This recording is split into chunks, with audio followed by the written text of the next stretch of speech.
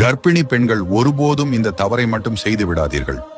ஒரு பெண் வாழ்வில் முழுமை அடைவது அவள் தாய்மை அடையும் போதுதான். திருமணமாகி முதல் முறை தாயாகும் போது அந்த வார்த்தை சொல்லவே முடியாத அளவுக்கு சந்தோஷத்தை தரக்கூடியது.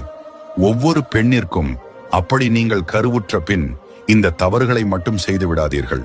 அது என்ன, எதற்கென்னை தெரிந்து கொள்வதற்கு முன் நமது சேனலை சப்ஸ்கிரைப் செய்து கொண்டு நமது சேனலை முழுமையாக பார்க்கவும். இதை கேட்கும் புதிதாய் திருமணமான அனைவருக்கும் விரைவில் நான் வணங்கும் முருகன் அருளால் குழந்தை பாக்கியம் கிடைப்பதாய். ஓம் சரவண பவ. வீட்டில் பொதுவாக ஒரு பெண் கர்ப்பமாக இருந்தால் முதல் 4 மாதம் யாரிடமும் சொல்லக்கூடாது. உறவால் நெருங்கியவர்களுக்கு மட்டுமே சொல்ல வேண்டும். ஏன் அப்படி என்ன கேட்பவருக்கு இதற்கான காரணம் நமது எல்லோருடைய பார்வையில் ஒரே போல இருக்காது. அதே போல கண் திருஷ்டி ஏற்படவும் வாய்ப்பு உள்ளது. கருவுற்ற நேரத்தில் கர்ப்பிணி பெண்கள் உக்கிரமான தெய்வத்தின் ஆலயங்களுக்கு செல்லக்கூடாது. கர்ப்ப காலத்தில் கோவிலுக்கு சென்றால் தேங்காய் உடைத்து வழிபடக்கூடாது. கருவுற்ற பெண்கள் கோவிலுக்கு சென்றால் எலுமிச்சை தீபம் ஏற்றக்கூடாது.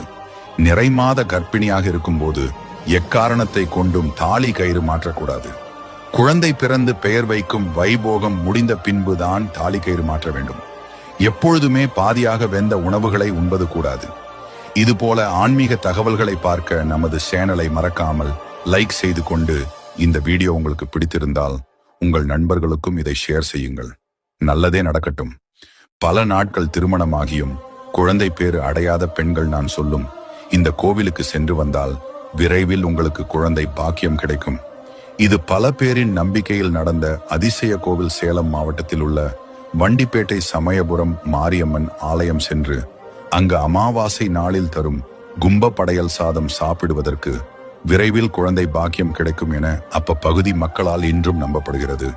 அங்கு சென்று வேண்டிக் கொள்ள உங்களுக்கும் விரைவில் குழந்தை பாக்கியம் அந்த அம்மன் அருளால் கிடைக்கும். ஒரு முறை சென்று பாருங்கள்.